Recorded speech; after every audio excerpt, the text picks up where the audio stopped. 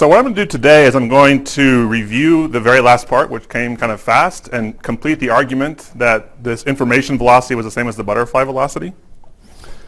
And then I'm going to switch gears and go to what's called DSCCFT, or holographic duality, which will give us a very interesting setting in which we can test all of the ideas that we introduced in the first lecture and see that everything hangs together in a nice way.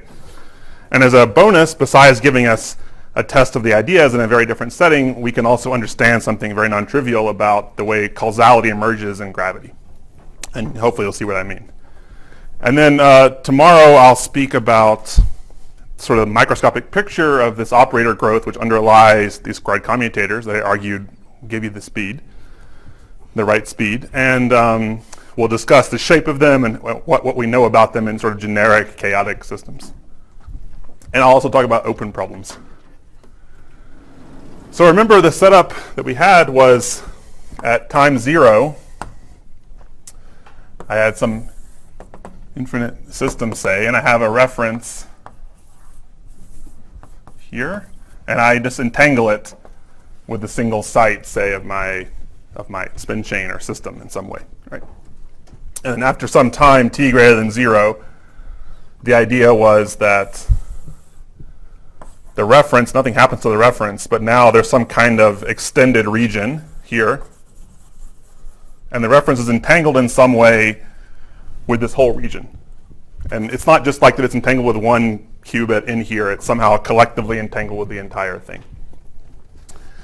And starting from the initial site here, this distance we called the information velocity v sub I times t. Okay. And what I wanted to claim was that, at least for chaotic systems, and you'll see what the precise condition is later, for chaotic systems, Vi is actually equal to Vb, where Vb comes from the OTOCs, from the squared commutator.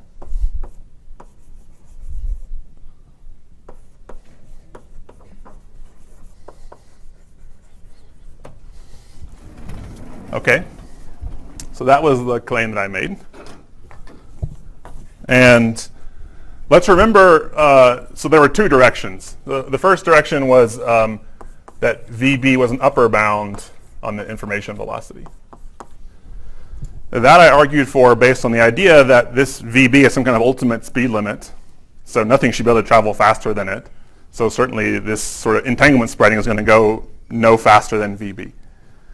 And you can try to make that intuition more precise by attempting to factorize the unitary in a way which is commensurate with the light cone structure implied by Vb. So, for example, I have this picture of my system. If I draw it in the same way, this is t equals 0. And this is t. This is my initial entanglement, and this is the unitary time evolution. I can factorize this into an operator which is defined on this region here, which is a sub t. That's the expansion of t by the butterfly velocity. And some other operator u a complement, which is defined on the complement of a. So this is a. And this is a complement. And that this u was approximately uat times ua complement, right? So and this is like encapsulating in circuit language this light cone structure where basically everything that starts in A gets pushed somewhere in AT but no further, and this other operator uac doesn't ever touch A itself, right? Can I ask? Yeah. Maybe this is, I'm the only one to whom it's not obvious, but why are things constant within and outside light cone? Like, so outside light cone is 0. Inside light cone... Sorry, what's 0 outside the light cone? Let's say nothing's entangled outside the light, that Well, operator is... Nothing's entangled with the reference.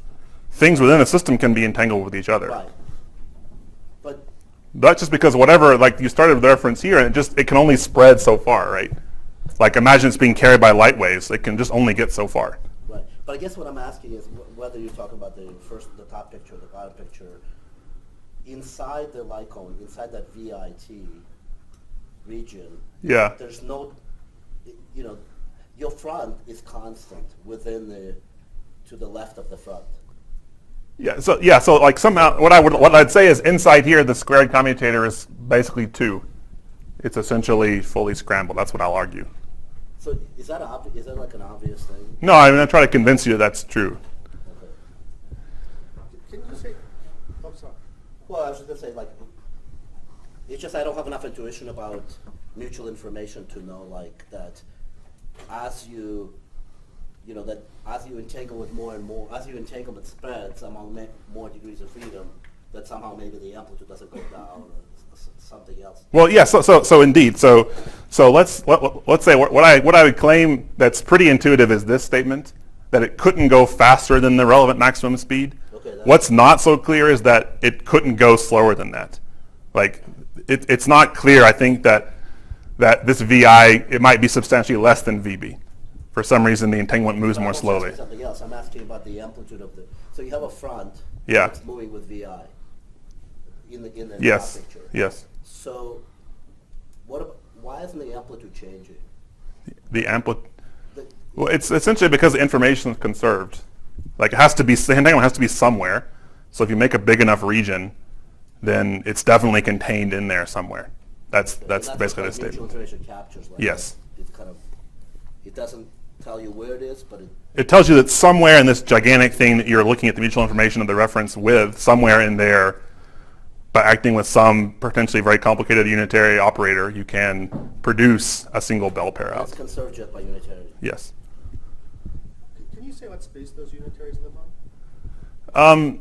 Yeah, I'm being a little bit like, so the space is really that the subscript indicates that it has non-trivial support just on the subscript region. So I think of like this, let me draw another picture here. Suppose A is initially one site, and this is my light cone. Right, then I imagine that there's some lines which cut through this light cone, like this. These are the circuit lines. And so this is AT, this between the dotted lines, and this region here is A. So A complement, U sub A complement acts here and its output is this, but which I regard as being part of AT. Does that make sense? So I regard this part as the past of AT. So in other words, I could draw it like this.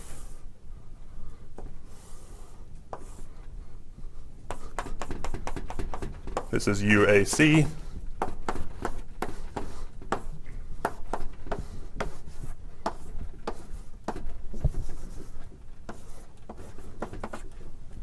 UAT. There's A.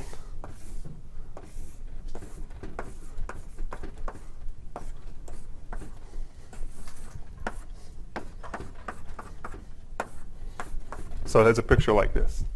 Right, this UAC only acts on the complement of A, and UAT only acts on AT. So they have this overlap region where the expanded region overlaps with the complement of the original. And all I'm doing is I'm drawing this line diagonally in this picture to suggest this light cone structure.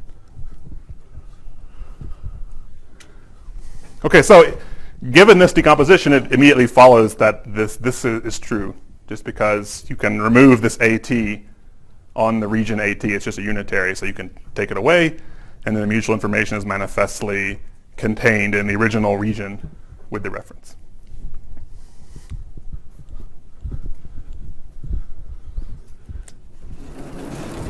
Okay, but the other direction I claim is very non-trivial, or at least more non-trivial.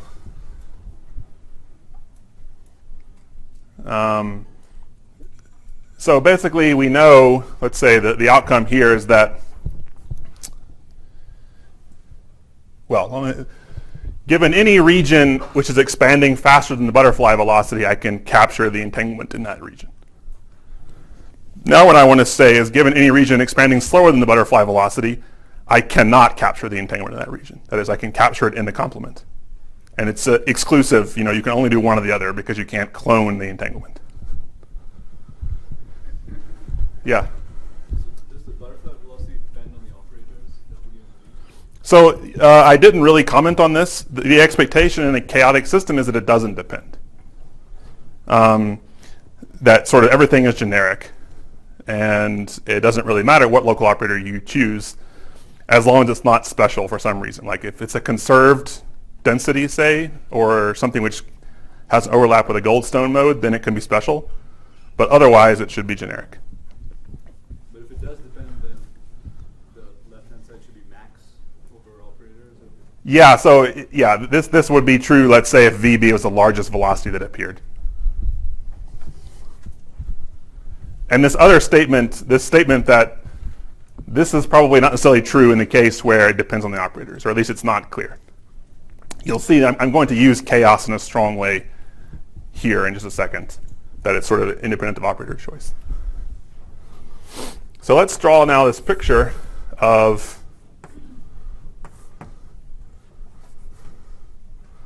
let me draw it this way. Probably it's easier for you to see like heavy chalk than different colors, right?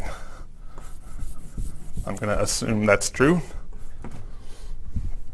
So here's the center, here's the reference, right? It's entangled. Here's my region VT minus VT. Here's VBT minus VBT, right? So I claim that what I want to show now is that VI is bigger than or equal to VB, meaning I need at least VB to recover from the region. And I'm going to show that by showing that you can recover, if you don't have this condition, then you can recover from the complement. Right? So let's imagine you have access to this region here, which is AT. And you might say, okay, well, suppose the velocity is just a little bit less than the butterfly velocity. I only have a little bit less than the region I had, which let me recover the entanglement. So it sort of seems plausible that you could still recover some part of it in this smaller region, right? How could it suddenly go away? But in fact, it does in a chaotic system for the same reason that in the notes, if you look at them, this mutual information has a phase transition at half the system size. So once you have more than half of a system, you can always recover it if it's sort of scrambled up. Whereas if you have less, then you can't recover it. So our job is to understand how that happens here. And the picture is something like this. If this is my t equals 0 slice again, and this is t. Well, previously I had A here and AT, but I could equally well have another light ray like this, a butterfly ray, if you like, and I can have the same kind of decomposition of the unitary circuit now into a piece which acts just on this middle trapezoid, something in A, and a piece which acts just on the complement of T, right? And of AT. And this exterior part, this kind of stuff at the edge, it's never involved, right? I don't ever touch it. So I could just think about removing that completely. And then what you see is that if I draw a picture of these lines, if, as I claim, it's exactly the butterfly speed that you need, then having access to this region is exactly having half of the total system which is entangled. That is, I can forget about all this part. I'm putting in a product state up here, say. I'm inserting a product state into the circuit. So I can remove all this region of the circuit because it doesn't participate. I only have access to this region here, it's not entangled with AT at all. So I may as well throw it away. So forget about that. So then I have this product state over here, that product state over there. And what I have is a region of size VT, another region of size 2VT. So I guess this is 2VT and that's 4VT. So whenever I have exactly the butterfly velocity, I have exactly half of the region that's entangled with my reference. And so this intuition that suggests that you need always more than half the system to recover the entanglement, half the system with which it's entangled, suggests that indeed the speed is in fact VB.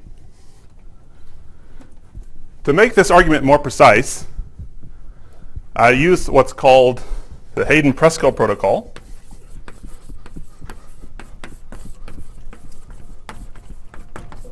Hayden-Preskel says the following thing. We can think of it as an abstract statement. Yeah. Can you explain what that is again? Yeah. So this is 2VT, right?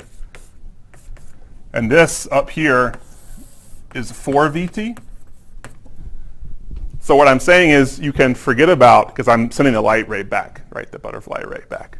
So if you can forget about this part of the circuit, because it doesn't ever touch. In other words, if I'm looking at the mutual information, then this is just some unitary acting on the exterior world, and I can forget about it. It doesn't change mutual information. What do you mean by sending it back in time? I'm just saying that you can decompose a circuit in this way. In other words, think of it as going backwards in time and implying the same argument that I made, except now the light ray goes back here. So it's telling you about what can possibly be entangled with the final state.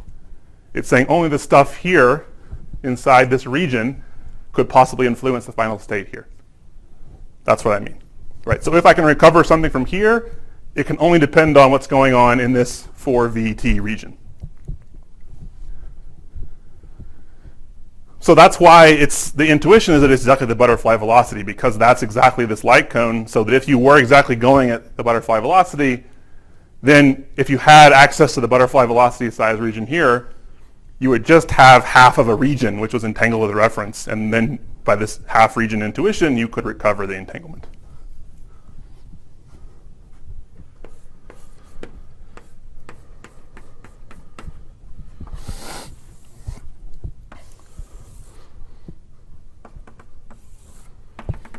So Hayden-Preskel is the following situation, which came up in black hole physics.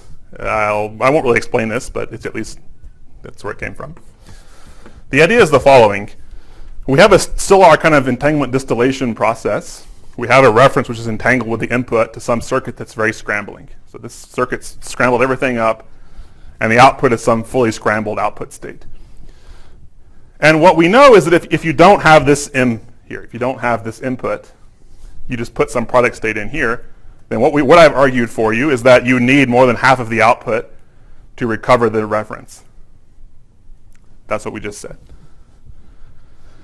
The surprising thing that what Hayden-Preskel told us is that actually if you have the memory, M, which is entangled with your input, plus a small number of bits of the output, then you can still recover the reference. That's very surprising because the memory is never entangled with the reference itself, right? They always separate systems that don't evolve in time. So the mutual information between the memory and the reference is always 0. But what they said is if you have a few output bits here, a few of these scrambled bits, then you can in fact recover the information. And the intuition, again, is that in this case, you have more than half of a pure state which is maximally entangled with your reference. So although it's surprising, somehow this memory lets you sort of know what you put in, and then using that information plus this few number of output bits to actually reverse engineer, roughly speaking, the reference. You don't know what U is, right? Sorry? You don't know what U is, right? All I assume is that U is scrambling. It's sort of very chaotic interacting Hamiltonian, which has evolved for long enough so that the output is completely scrambled. Does it depend on how much U is scrambling? Yes, it does. I'll answer that in just a second. So just hold on. Are you going to explain how that works? No, I'm not. I'm just going to tell it it's true. And I'm going to tell you the intuition that you have this sort of more than half the system, and that's always the condition in these kind of games. And the rough physical intuition is that you sort of know what you put in. So you remember what you threw into this system, and then all that information, like knowing the initial pure state plus a small number of output bits, is enough to figure out, to sort of distill the entanglement with the reference. But yeah, I won't explain it any more than that. So the idea here is, in this picture, the memory is all the stuff outside of VBT, right? So the stuff over here is the memory. Let me draw the picture again.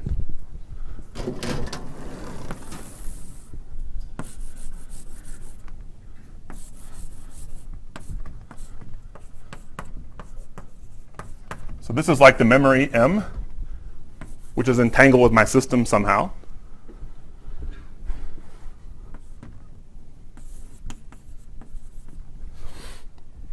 This is the region I have access to.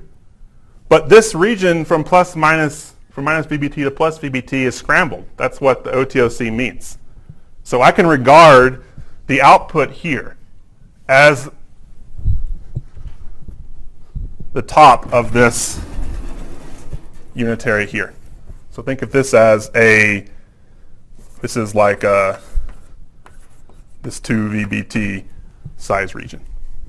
Yeah? A way to draw a system that's with 4 VT at time t to show this is the system that you have half of? Yeah, that's what I'm saying. So that's what this picture is supposed to show. Well, you have a system at time 0 that's Yeah. this big. What I want is a system. That's what this is. This is the system at time 0, right? So I'm putting in something which is twice as big as the output because it's entangled, and I'm getting this. So I have some initially entangled state,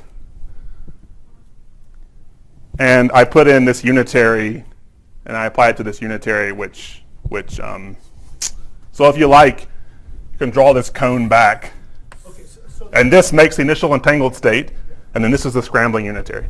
so the product state at the top is the initial entangled state. The product state is a product state. These two upside down triangles make the entanglement, and then this scrambles, roughly speaking. Yay! This decomposition is sort of heuristic, but the point is that if you have access to the memory plus this small number of scrambled output bits here, then if Hayden-Preskel condition is satisfied, you can recover the entanglement with the reference from the small number of output bits plus the memory. Can you put where the memory is At time t, this is the memory. In this picture, I think. And most of it, by this argument that I could throw away these wings, most of it was unentangled, so I didn't have to worry about it. Now you could say, okay, that's a nice story, or maybe it's not a nice story, I don't know. What's the condition for Hayden-Preskel to actually work? It's precisely the out-of-time order correlators are close to their maximal value for all operators. This is a nice paper by Pavan Hosier and collaborators from Stanford, Benny Yoshida, Xiaoling Qi, Dan Roberts, I guess. So the reason why VB is the relevant speed is precisely because if the commutators are all large in that region, then you exactly satisfy the condition of Hayden-Preskel, and you can indeed do this protocol and recover the information by having access to the memory plus this small number of output bits here, which means you can recover the information on the complement of AT and hence not on AT itself. Right? So what that implies is that this information speed must be bigger than or equal to VB, because if it wasn't, that was, remember, this was the speed at which the region where you could capture the entanglement was expanding. So if it was slower than that, then you could capture it on the complement, and that would be a contradiction. Okay, so you see, for this you really need chaos. This is essential in the form of these OTOCs. So the connection is actually pretty tight, I think. And this I think point of view has not really appeared in the literature so far. So you're hearing something kind of new, I think. That it's really this chaos which guarantees that the butterfly velocity is exactly the information velocity in this sense. Yeah. I think you mentioned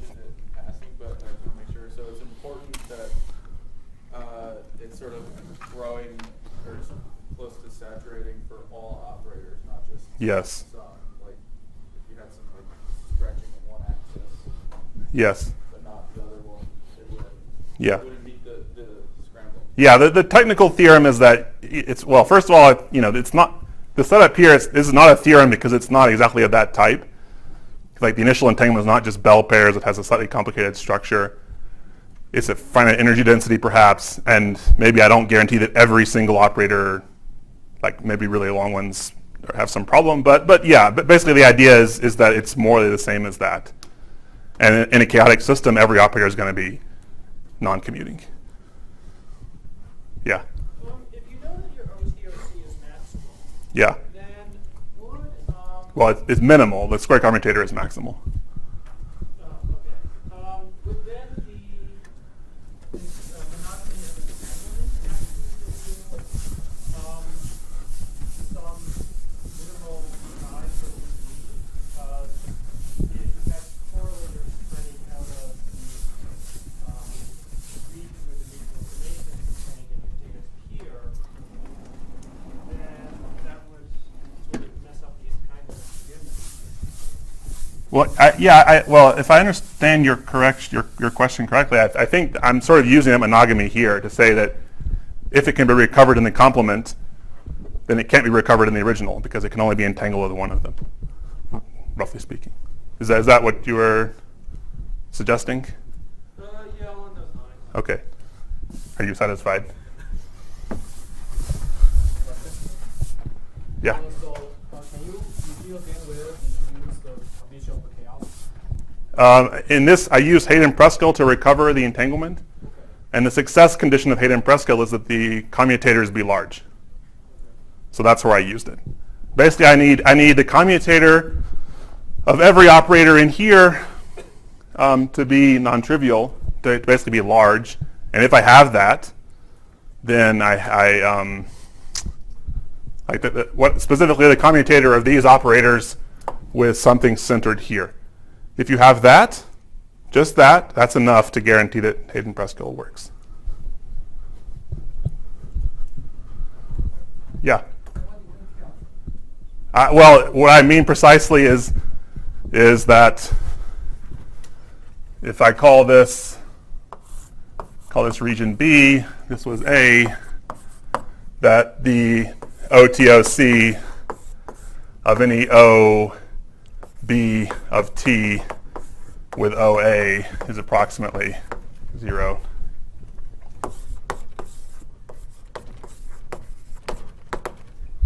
That's what I mean by chaos. That's the precise condition for this to be true.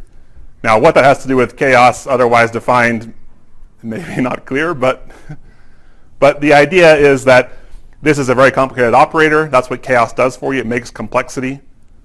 And this complicated operator, when you have a very complicated, like random-like operator, which contains many different operators within it, that means the OTOC is typically small. So that's the intuition.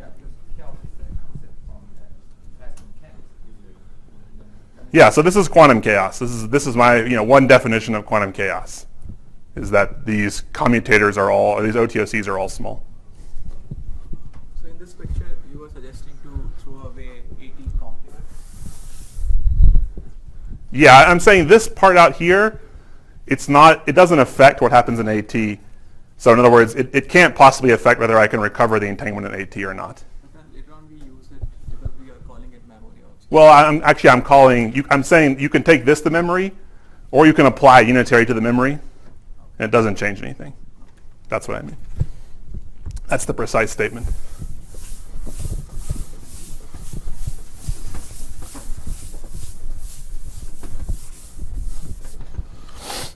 Okay. That's the end of lecture 1. So what I want to do now is switch gears and tell you a little bit about ADSC, so ADSCFT. Obviously, I'm not really going to be able to explain this thing, so I hope you looked at the notes. In particular, the lecture notes by Mark van Ramstonk are very nice if you want to get a flavor of what I'm going to talk about.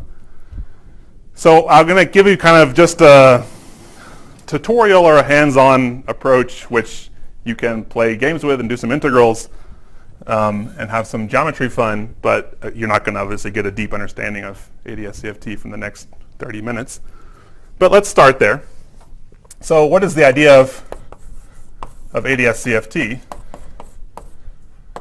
Well, it's roughly speaking the statement that something with gravity, that's the ADS part, and something without gravity, that's the CFT part, are in fact the same. They look different, but they are dual to each other in a precise and mathematical sense. That is, every observable here has a corresponding observable here, and everything is the same. What's interesting about it, well, there are several interesting things about it. First of all, this is a system with gravity, so it's a quantum gravity. Those are rare beasts, and so that's why people study this thing, because it's a system where on the right-hand side you have a CFT, which you sort of understand. I mean, it obeys the rules of quantum mechanics, and you could, in principle, think about it on some lattice or something. So it may be hard to solve dynamically, but you know the basic rules of the game. And here you have something with quantum and gravity, which is sort of mysterious, and so it looks like you have a way of defining or understanding something that's quantum gravity-like in terms of something that you understand at least the basic rules of. It's also a holographic duality in the sense that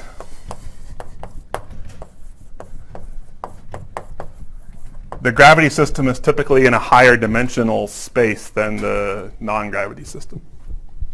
So you have a picture like, we often say the boundary, terminology that I'll use, is the CFT, that stands for conformal field theory. The bulk is the gravity. And as I said, they're sort of exactly equivalent. So it's like, it's a hologram in the sense that this lower dimensional object is encoding everything about some higher dimensional space. This is sort of not crazy for several reasons. First of all, you may know that black holes have entropy, but it's proportional to their surface area. So that already suggests that unlike an ordinary thermodynamic system where the entropy is proportional to the volume, when you turn on gravity, something is different. If you take a gravitational system and you push it as far as it'll go, which is the black hole, then the entropy is ultimately proportional to the area, not to the volume. And that's sort of reminiscent of this holographic structure. Also, the Hamiltonian of the system is a boundary term. That you can convince yourself of by just thinking about Newton's law. If you want to know the total mass of some compact object, all you need to do is look at trajectories at infinity to measure that mass, right? Because that's what Newton tells you, is that the motion of your particle far away just knows about the total mass via 1 over r squared. So in the same way that you can learn about the total charge of an isolated system by looking at electric field far away, you can also learn about the total energy of a gravitational system by looking far away. And that's another intuition which suggests that this kind of holographic picture makes sense. Okay. And the idea is there's something called the Holographic Dictionary,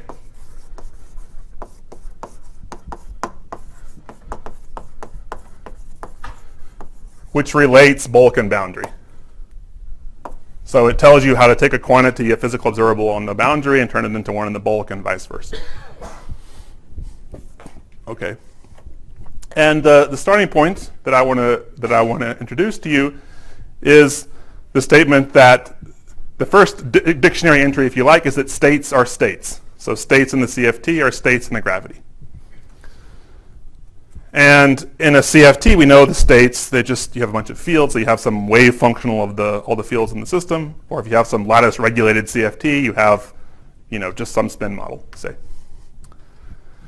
For our purposes, the state of the gravity is going to consist of a geometry, some kind of semi-classical background, plus some weakly interacting bulk fields on top of that. So just think about our universe. We sort of believe that gravity is quantum mechanical. We don't know for sure, I suppose, but we believe it's true. At least I believe it's true. Let me not speak for you. I believe it's quantum mechanical, but to a good approximation, we can treat space-time as semi-classical, non-fluctuating, so-called background geometry.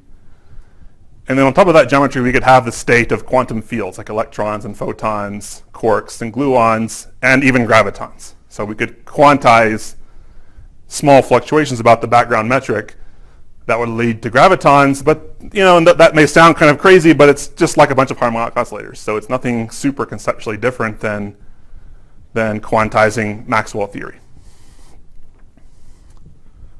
Of course, going beyond that non-perturbatively is more challenging, but at least as a perturbative field theory, it sort of makes sense. So the idea then is to say that, roughly speaking, CFT states, well, are related to a pair, which is a geometry, and a quantum state of bulk fields.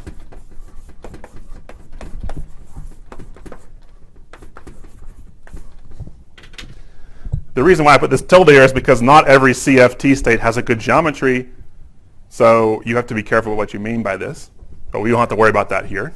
And the simplest example of this is to start with the ground state of the CFT, the lowest energy state. That is dual, not surprisingly perhaps, to empty space, an empty space-time, except that this space-time has a uniform negative energy density in it called a cosmological constant. So the ground state of the CFT is translated into empty space, specifically empty anti-de Sitter space, ADS.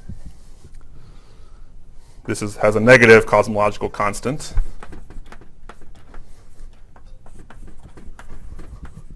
So a negative uniform energy density. And actually the reason why you know this, even if you don't know anything about Einstein's equations, if I just give you this geometry and you can do some geometry, this is true because this has a certain set of symmetries which are exactly the same as the symmetries of this ground state. That is, the ground state should be conformally invariant, and this is the metric which has that full conformal symmetry as an isometry. So that's another dictionary entry that symmetry should match on both sides, and so that lets you actually guess this fact, basically.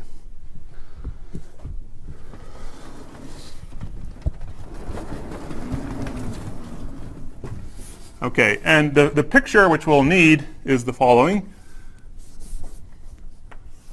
Let's think of this as x, and this as t. Think of x and t as like CFT space-time coordinates. So the CFT lives in space and it has some time, and that's on the boundary of some space-time. And then into the bulk extends another coordinate, which I'll call z, which is the radial coordinate. This is the emergent coordinate, the holographic coordinate, which somehow emerges from the physics of this boundary. And corresponding to this picture, I can write down a metric, which looks like this. This is the metric of anti-de Sitter space and so-called planar limit.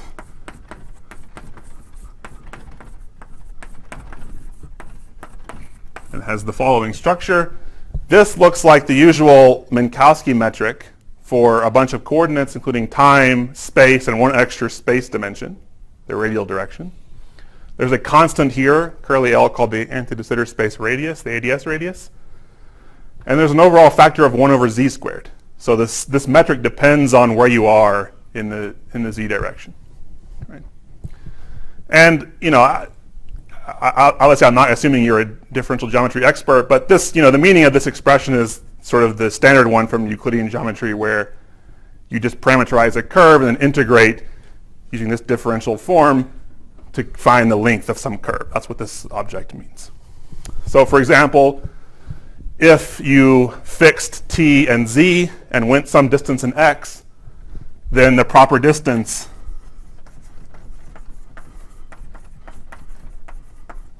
that is the physical distance that you get from this metric at fixed t and z would be the change in x divided by z times L. So this is constant.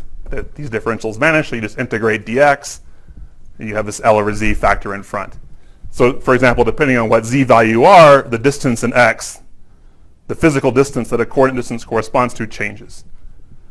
It's largest near the boundary. This is z equals 0 here. That's the boundary. And then z increases into the bulk.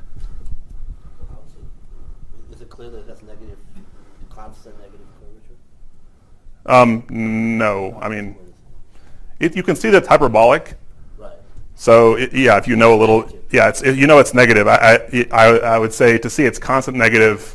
I mean, because the symmetry is so high, it sort of has to be that way. But I personally, to me, it's not immediately obvious. Yeah. It seems like it's Z dependent. Yeah, you need to stare at it a little bit. The key thing is that you have an isometry where you increase Z and rescale all the other coordinates. And that's a dilatation, so that actually different Z points are the same as far as the curvature is concerned. So this tells you that it's Z independent.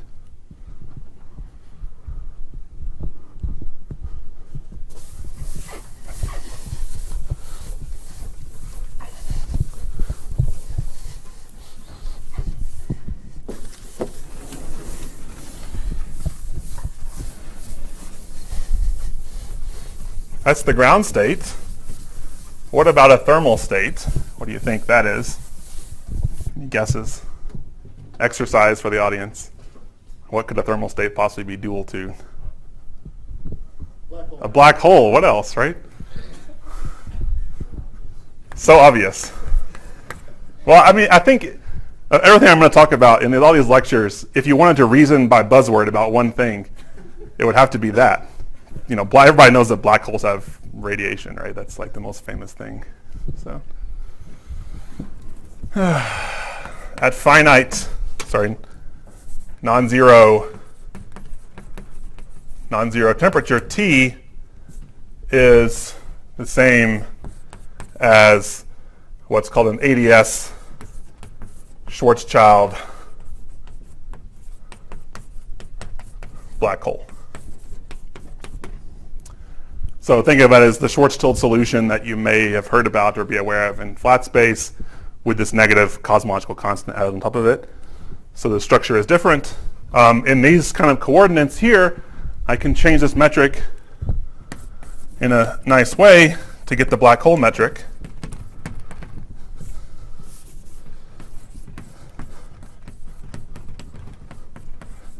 I have the same L squared over Z squared out front. All I do is put a little function of Z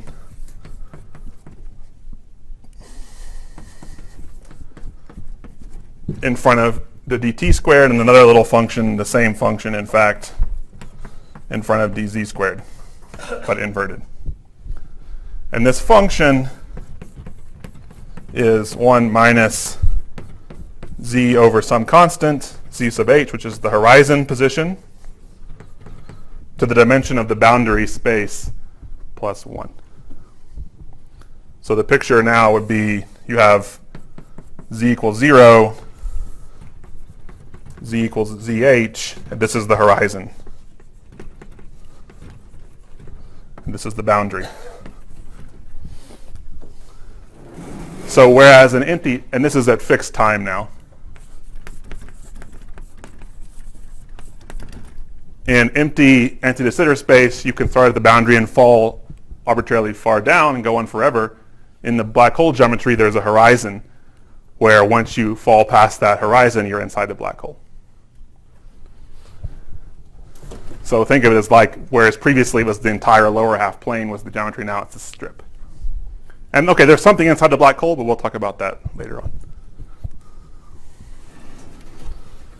These are the two geometries that we'll need for the calculation. So that's why I show them. What constraints that you don't modify the dx squared?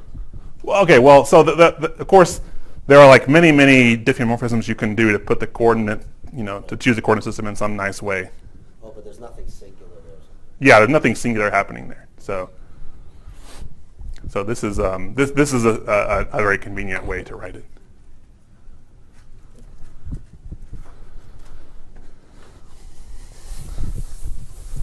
So I need one more. Yeah. So what's the intuition that we get such difference? So I guess in finite temperature CFT, it's like you complexify the time direction, right? In Euclidean, yeah.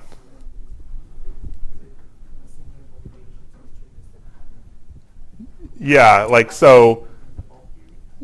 Yeah, in fact, this position, this z is determined by making sure the Euclidean geometry has the proper periodicity in imaginary time. That's one way to determine that. Physically, you should think of the horizon as like a dissipator.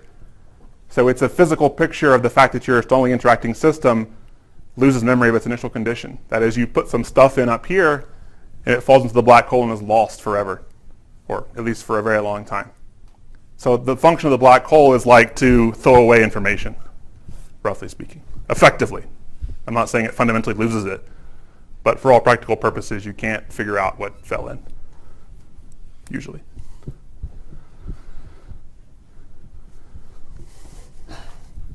Okay, so what we want to calculate mutual informations in principle. That tells us about recovery. So what I need to tell you is how to calculate entanglement in these situations. So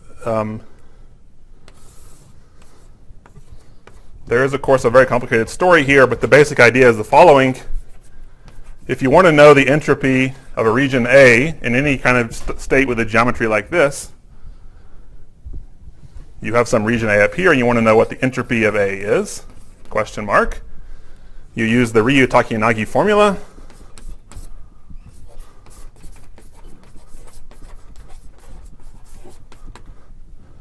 Which says the following thing.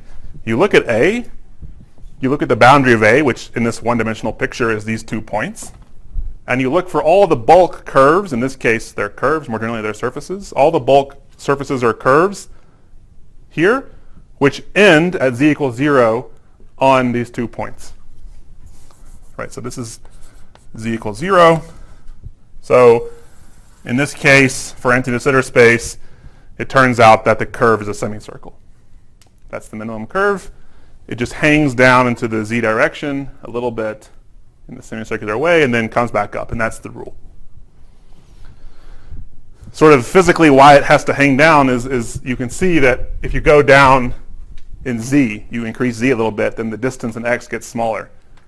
So you could have a surface which just went across like that, but it could get a little bit lower length by dipping in a little bit because it can take advantage of the fact that the geometry is getting sort of warped as you go down.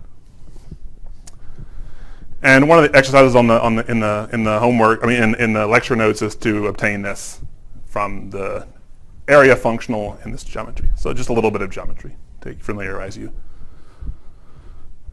And the answer is that if I call this surface gamma A and the interior sigma A, then the entropy of A is just the size of gamma A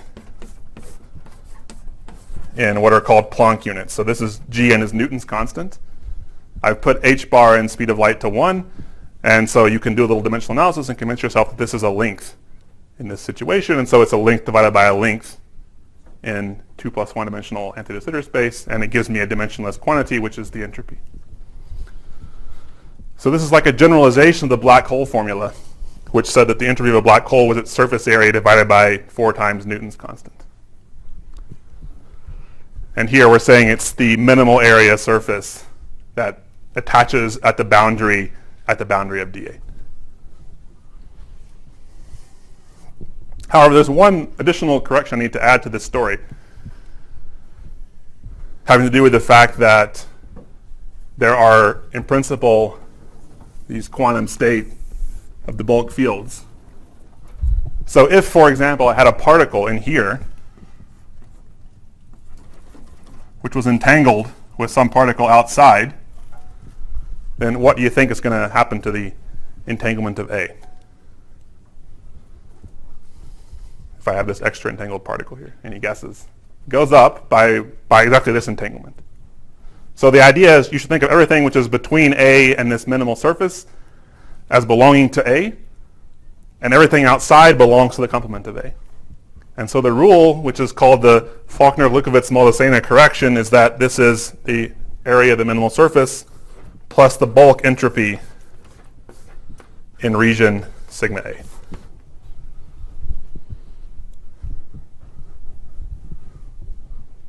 Okay? Any questions about this formula? Yeah? So does this formula not matter if the surface goes through the horizon? Yeah, well, so to be precise, the Ryu-Takia-Nagi formula applies when you have a static geometry, or if you're on the surface of time symmetry at least. So there's a more general formalism called the HRT formula, Hubini, Ragamani, Takia-Nagi, which says that you need to look at extremal surfaces in space-time, and those can go behind the horizon. But here, these will actually all stay outside for the calculations that we'll do. But there's a more general covariant space-time formulation that you should, in principle, be using. And then, in some cases, the surface can go inside the horizon, and you probe something interesting there. Good question. Yeah? So the entropy doesn't depend on the CFT? Well, I'm saying so the CFT state is dual to this geometry, then you can compute the entropy in the CFT by computing this quantity in the geometry. So it's a dictionary entry. It's saying you could compute this in principle independently, and it would have to match this formula. So it's in the metric, where will the CFT parameters, what will they affect? Well, that's kind of the thing, is that it doesn't depend on a lot of details of the CFT. Like, for example, this black hole geometry just depends on the temperature. This ZH is related to the temperature, and nothing else. So whenever you have a black hole approximation to the geometry, it doesn't depend on any of the details. Right. Yeah? I didn't understand the comment about adding, so you have two particles and they're entangled. Yeah. So that's from the bulk point of view. Now, Yeah, I'm saying like there's some extra bulk entanglement. Like think of this as like the background geometry contribution, and then there can be some quantum fields in the bulk that are doing whatever they're doing. And I'm just telling you that the way that they work, the way that works is that if you have some degree of freedom inside this region here, you should think of that as belonging to A. More precisely, it can be reconstructed in the region A. So you can sort of make this object by doing something just in A. And so that means whatever entanglement it has with the outside should be counted with the entropy of A. but what's confusing is that's a bulk picture, but Yeah. what are you doing relative to not having those particles in the bulk? What have you done to the CFT to increase the entanglement of A? Yes, yeah, okay, a good question. So what I've done is I've applied an operator to A You did something on the and then something to the complement. That would not entangle them by itself, but I do two of those things in superposition, and that produces this, I see. right? Thank you. And if this was like 10 lectures, would you be able to say like this is what you did on A and this is what you did on B? Like is there some precise prescription? Yeah, we actually, for this simple case of ADS, we actually know how to make these things. Yeah. In general, that's a very hard problem. The fact that you can do this is called entanglement wedge reconstruction. This is actually, I won't explain this, unfortunately. I don't have enough time. But the proof that this is possible is actually obtained using quantum information techniques. So the reason why we believe this is true for arbitrary regions and surfaces is because of some quantum information argument.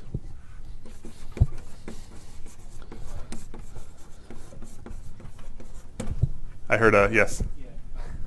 So the formula formally is you're equating to infinity. That's right. There should be some kind of thing to make sense. Yes. Thank you for reminding me of that. And is there a canonical choice of such a representation? There is not necessarily. The idea, so indeed, so this, in terms of this area, so just to recapitulate, this area, in this case, curve, it actually has a divergent length if I go all the way to z equals 0. So the typical procedure is I cut it off at some z equals epsilon here, in which case it turns out the length of this is log of the size of A over epsilon. And the idea is this introduces a bunch of epsilon-dependent terms into the area, and you can match each of those terms to a divergence that comes in the quantum field theory from this calculation. So you make an argument saying that there's some regularization scheme where I have my counter terms and I can subtract off all of the divergent things. Or another way of saying it is if I choose any regulator I want and study regulator-independent quantities, then it won't depend on how I chose the regulator. So all the things that we'll calculate of the physical quantities will actually be independent of this. And that's the sort of physical argument that that it doesn't matter how you do it.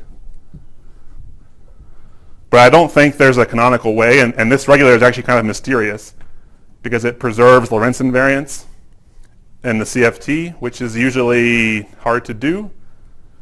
It's sort of incompatible with having a finite dimensional Hilbert space because Lorentz group is non-compact. So there's something a little mysterious about this, which I think is still not fully understood, in my opinion.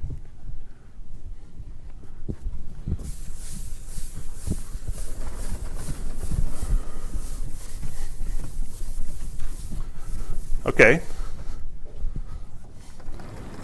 Another mystery is the structure of this metric in the TZ plane, right? That has, if you look at the signs here, this is negative, that's positive, so it's sort of like a Lorentzian geometry. I mean, it is a Lorentzian geometry. But the causal structure in that geometry is not clear, right? Like somehow the light rays, for example, will follow some trajectory. It's not clear what that notion of causality has to do with causality in the CFT.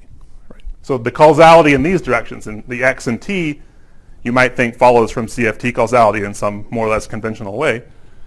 But the causality in the z direction, z and t, that's unclear. What does that mean physically? Where does it come from? How does the CFT generate this geometry and then enforce causality in it? That's the question that we're going to try to answer. This picture's at fixed t, right? This is at fixed t. Yeah. So for example, here, the speed of light limit is dz dt less than 1. Here, it's even more complicated because of these factors of f. So there's some interesting trajectory that a light ray follows. And it's really not clear what that means in the CFT. Okay? But I'm going to try to explain this to you by going back to our thought experiment again, of starting with the entangled bit with the reference and seeing what happens to it, right? So let's take the case of ADS first. And let's have my reference here. And let's imagine this reference is entangled with some particle. So in my bulk fields, there's an electron which has a spin, or there's some atom with a hyperfine level. And I entangle that with this particle here, which starts just at the edge of space, so right at where the sort of boundary is, at time 0. And I want to ask what happens to this entanglement as a function of time. Right? That's the thought experiment that I talked extensively about last time. Well, okay, physically you know what happens. This particle, let's say it has some mass, or it could be a photon even. It falls down into the geometry. It's pulled by the gravitational force downward. And in the worst case, it's moving downward, say, at the speed of light. Worst meaning the hardest, the sort of tightest bound on causality, at the bulk speed of light. So that trajectory in anti-de Sitter space is just z equals t, because that's at the speed of light to 1. And you can, I hope, kind of see what we're going to do is that we need to, if we want to have a region A here, AT, which can recover the entanglement with the reference, what must we do?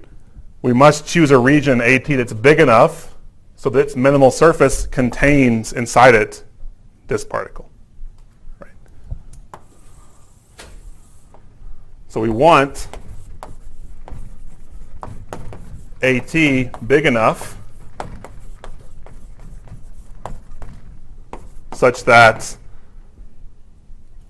the bulk particle, the infalling particle, is contained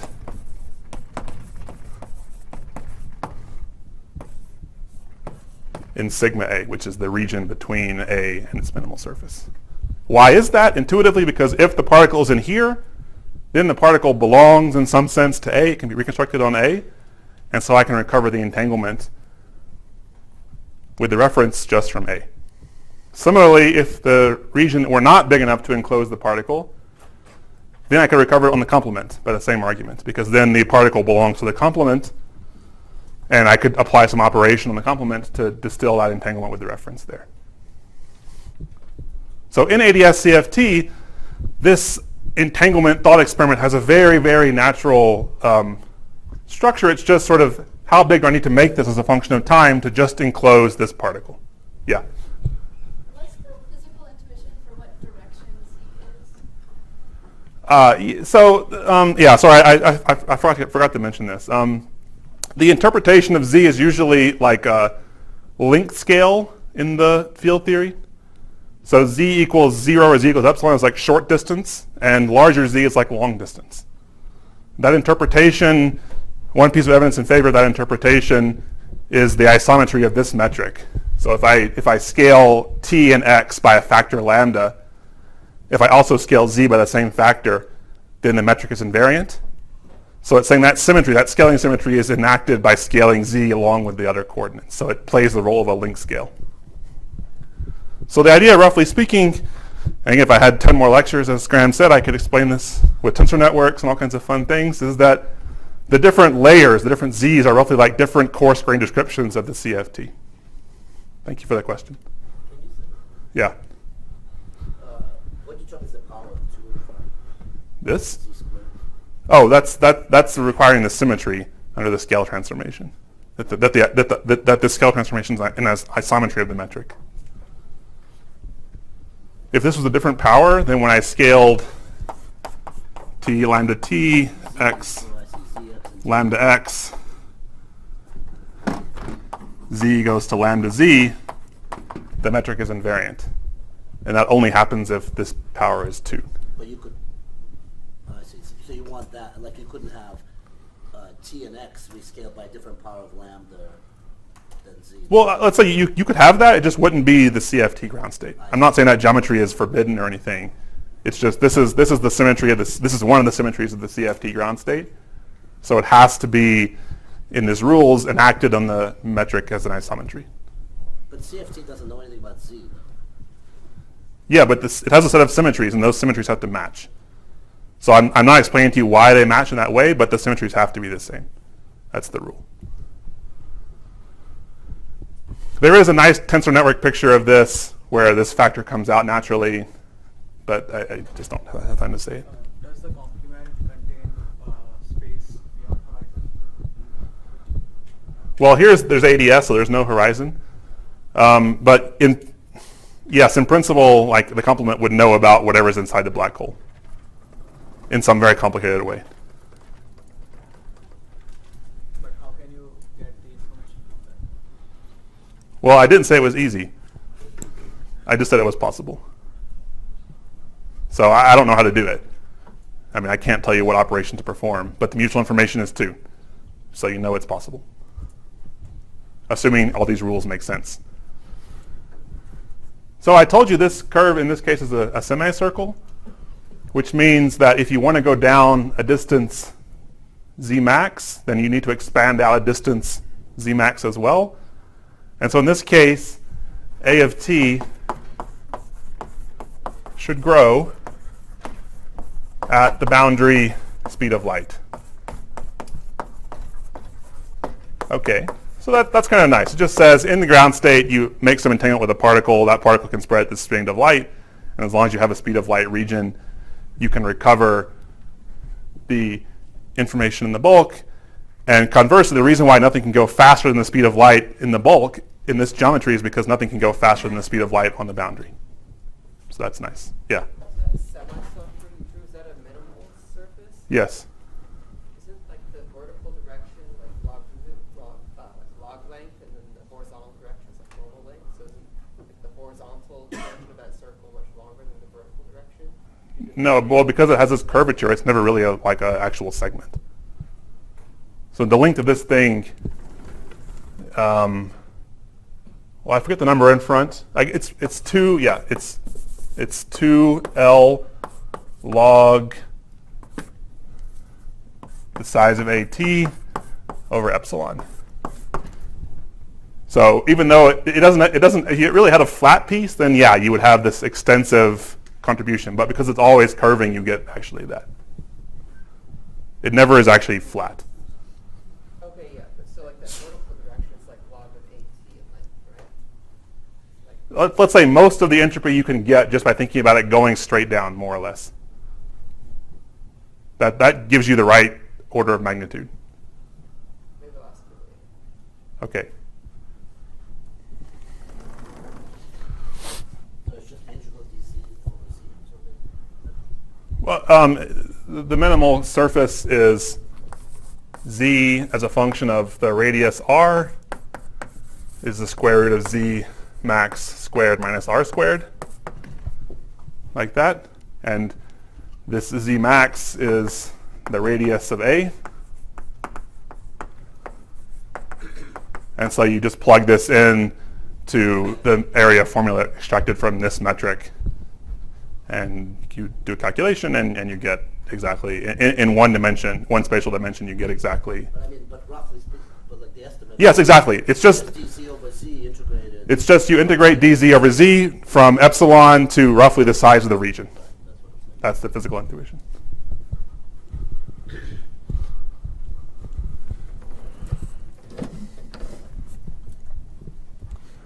Okay. So let's talk now about the case of the black hole, which is at finite temperature. Temperature T. Okay, in this case I can do the same thought experiment in principle.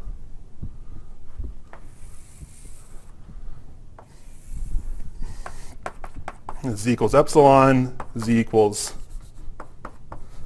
z horizon. I release my particle here. I let it fall down in some way, maybe to near the horizon. I'm not going to tell you what the trajectory is here. It's complicated because I have this non-trivial f of z factor. But then the idea, again, is the same. I want to ask what region here I need so that its entanglement wedge, its minimal surface, just contains this point. Now, since we sort of know, or at least we've heard in popular press, that the entropy of a black hole is proportional to its area, the way that occurs in the RT formula is that the minimal surface of a large region hangs down like this and hugs close to the horizon, but stays just outside of it, and then comes back up. So basically, think of it as just like a string that you're draping along the horizon, roughly speaking. So the horizon is like a barrier. You have this long string, and it just drapes along the horizon and then comes back up. That's the physical picture. So the question then is how much this needs to expand so that this point is always contained inside the entanglement wedge. Now that's a non-trivial geometry problem. I've solved this problem for you in appendix something in my notes. There's two pieces of physics at play. The first is that this particle, because of the black hole, gets accelerated so that at late time it's moving very nearly at the speed of light. And it approaches exponentially close to the black hole horizon as a function of the time t in that metric at late time. So it gets exponentially close to the horizon. However, these minimal surfaces also, because of this hugging property that they extend along the horizon, also get exponentially close to the horizon as you make this larger. And so the balance of these two effects lets you conclude that A of t must expand at vi equals square root d plus 1 over 2d. So this is a really nice geometry calculation that you can follow in the appendix. I don't have time to explain it here in detail, but it's just what I said. You just solve this geodesics, and you can do this analytically in the near horizon region, and you calculate this speed, and that's the information recovery speed that we defined in the first lecture. Yeah. So is there some an equivalent result in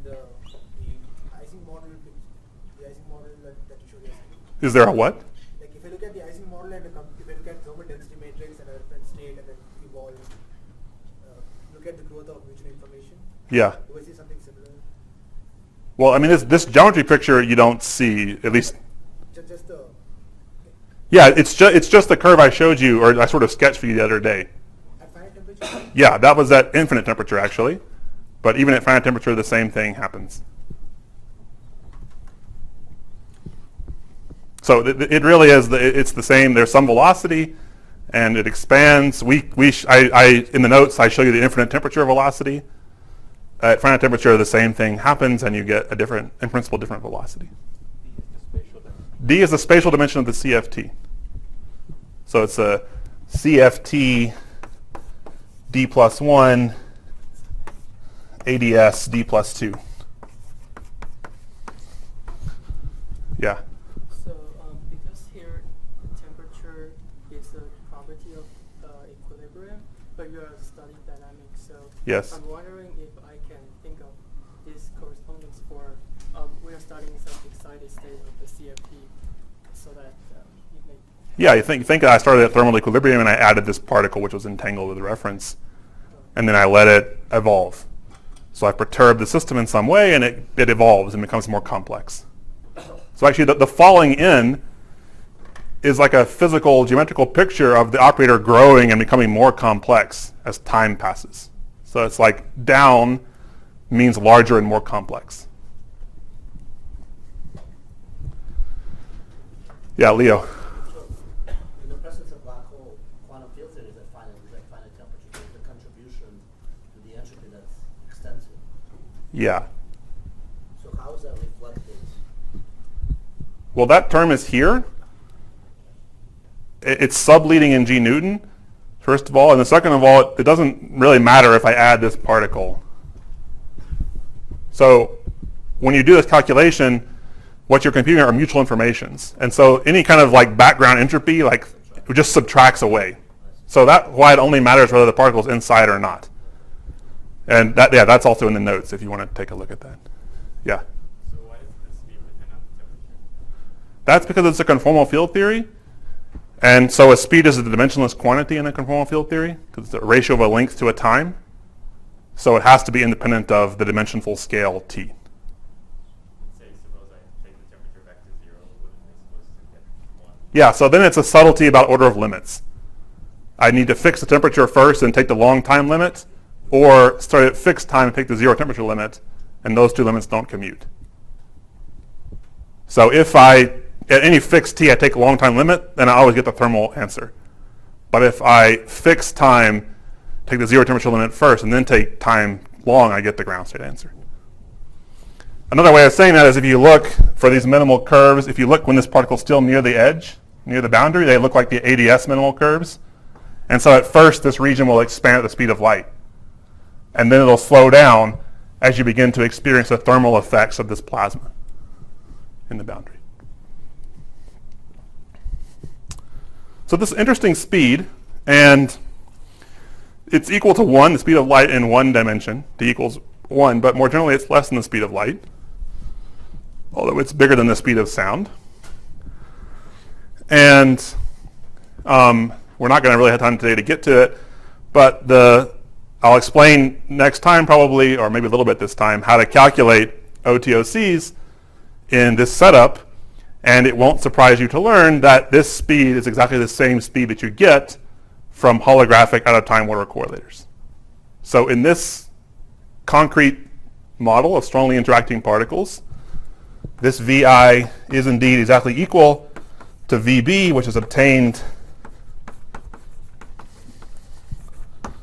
from OTOCs. And so it verifies in a non-trivial system the argument I made for you last time in the beginning of today.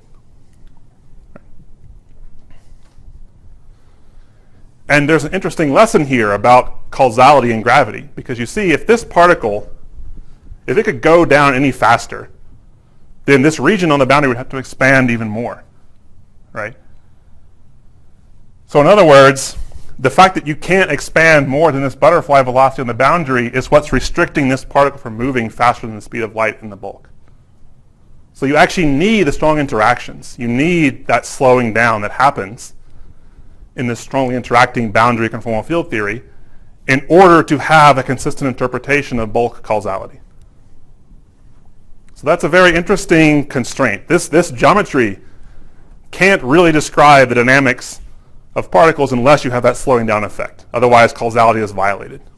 So the way causality emerges in the radial direction in this bulk geometry is highly non-trivial. And it's tied intimately to this fine-grained dynamics of operators and information in the CFT. Is there any intuitive way to understand the dimensional different velocity? Like you mentioned d equals 1 is the speed of light, but d not equal 1. Yeah, d equals 1 is always special. That's a general rule in life.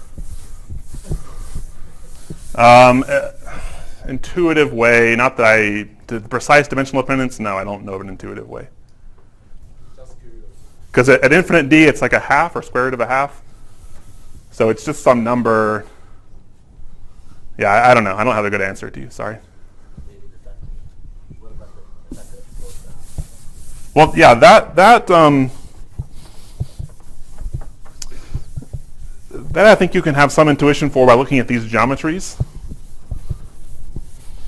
Actually, along those lines in the appendix, where I do this calculation for you, I actually do it for a more general class of geometries, which are called hyperscaling violating geometries. Don't worry about too much what that is. But these hyperscaling violation HSV. I always write it HSV for some reason, but I guess it's HVS. Oh, it's hyperscaling. Yeah, got it. Okay, sorry. These geometries have, so this is like a more general kind of duality where instead of having a conformal field theory, I have some other kind of scale invariant state. And in this case, in particular, you have a dynamical exponent, which is called z sub dyne, not to be confused with the radial coordinate z, which is defined like this. If positions go to lambda time position, then time goes to lambda to the z dynamical times time. And this radial coordinate z does something similar. So it's like when z is equal to 1, you have the scaling of a CFT, that time and length scale the same way. When z is bigger than 1, you have different scaling of length and time. This kind of dynamical exponent occurs in many condensed matter contexts. And you can make geometries that have this scaling symmetry. And in this case, what you find is that also Vi equals Vb, which goes like T, temperature, to the power 1 over 1 minus the dynamical exponent, 1 minus 1 over z. This you can also get from dimensional analysis. So that's an exercise. But what this example shows is that in this particular setup, actually the butterfly speed and the information propagation speed become arbitrarily small at 0 temperature. So again, you have to take this order of limits, right? But if you do the right order of limits, then actually information slows down, arbitrarily slower than the microscopic speed limit. And this is the kind of physics that we're interested in, because it's some kind of emergent causality, emergent speed limit. And the interpretation is the same. You have some kind of generalized geometry here with, it's not just a simple black hole metric, you have other factors, but still you have a particle which is racing downwards at the speed of light in the bulk, and that speed is what you need to just avoid violating causality in the bulk. So if things were moving any faster on the boundary, you could move faster than the speed of light in the bulk, and you wouldn't have a good causal geometry. So this is just an aside that there are these non-trivial examples where things are really slowing down in a very interesting way. Yeah? Are you using the argument like the wrong way around in the sense that the entropy could grow faster on the boundary? It doesn't necessarily imply that the particle falls in faster in the bulk. The other way around is right. No, I mean, because if it's outside of this, then I can recover it in a complement. I see. So that means it would actually have to be farther than the speed of light inside. So I think it goes both ways.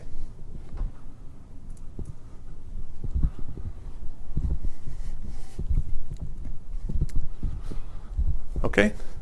So what I would like to start now and then continue next time, along with discussing more microscopic picture of operator dynamics, is to explain a little bit about how this out of time order correlator calculation happens in ADS-CFT. How do you get these OTOCs and VB? And also to tell you a little bit about, probably tomorrow, about other notions of entanglement growth. So in particular, there's something called the entanglement velocity, V sub E. I'd like to define that for you and tell you how it's related to these quantities here.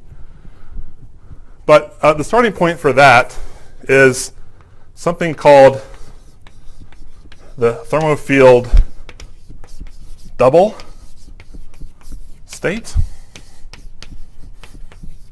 You can think of this state as like the minimal purification of the thermal state of the CFT. So the thermal state is some mixed state. I can introduce an auxiliary system, an extra system, which purifies that mixed state, which is entangled with it in such a way that its entanglement entropy between the two systems is the thermal entropy of one side. So this is like, think of it as a minimal purification, the minimal heat bath to thermalize your system. That state takes the following form. I should sum over all the energy levels, alpha,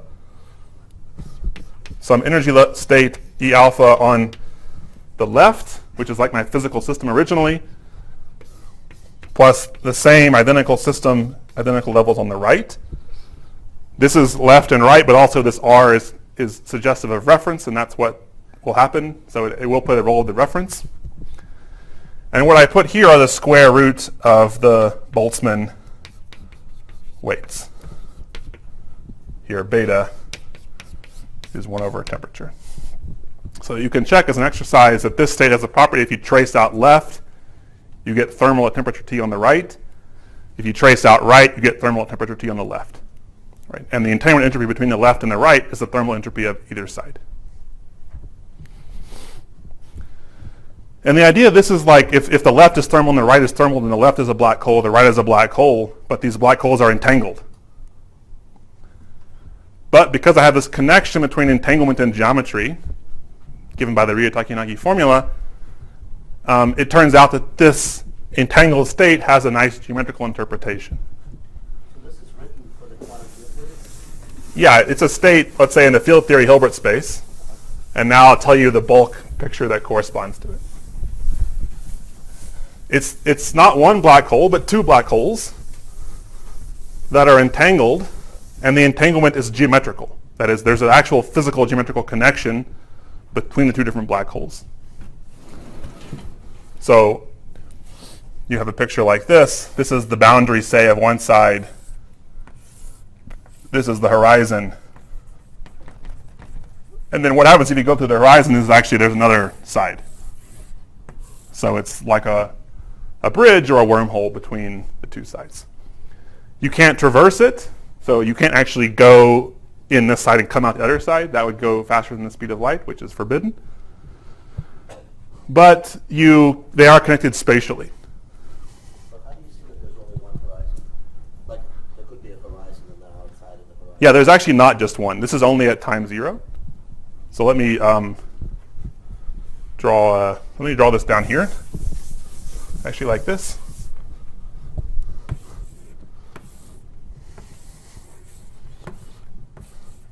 So this is horizon, left, right, at t equals 0.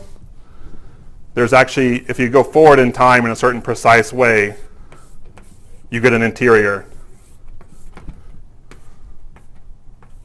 which has two horizons. The space-time picture of this, so these are at fixed time, fixed t. I can also draw a picture at fixed x, fixed space coordinate, in which case you have a picture like this. Technically, this is called a Penrose diagram, which means that it's a picture of the geometry where you can distort lengths and times, but 45 degrees is always a light ray. You have these two horizons. This is the left, this is the right. This is the radial direction in. There's a time on the left and a time on the right. So this is, if you go across here, that's the fact that these horizons meet at one point. So that's this picture. This picture corresponds to something like that, where you go across and you cross the horizon twice. So this geometry, called the eternal black hole geometry, or the two-sided black hole geometry, is, I claim, dual to this thermofield double state.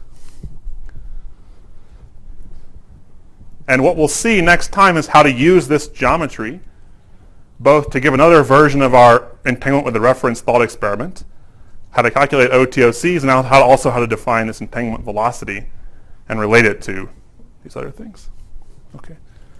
So that's next time. But for now, I think I better stop here.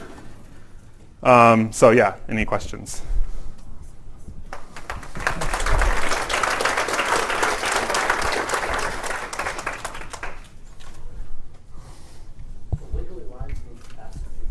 This is the singularity. So like this is the fact that you can't like get out of the black hole. You come in here, you fall in. This is a light ray, so you can't ever go faster than that. So no matter how hard you try, you always hit the singularity. That's the physical interpretation of it. So this is a singularity. These are the two boundary spaces, and you can see that you have this interior here.